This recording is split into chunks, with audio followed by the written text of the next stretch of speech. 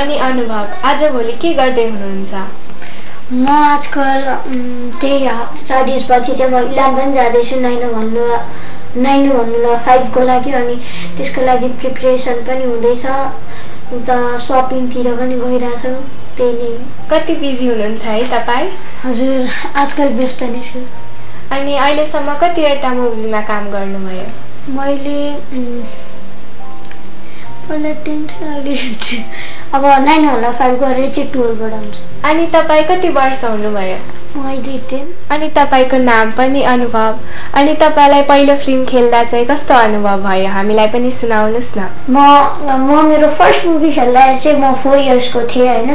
धेरै रमाइलो पनि भएको थियो साइड पनि भएको थिएँ म हैन किनकि that was my first movie. अनि त्यसपछि म चाहिँ त्यतिखेर मान्दिनँ थियो उता जान हैन अनि त्यो बाबाले चाहिँ मलाई मामा घर जाने भनेर त्यहाँ लानुहुन्थ्यो अनि त्यही पनि सेटमा चाहिँ धेरै रमाइलो हुन्थ्यो अनि टिम मेम्बर्सहरूले पनि मलाई धेरै माया गर्नुहुन्थ्यो धेरै सपोर्ट गर्नुहुन्थ्यो त्यही भएर इट वाज फन।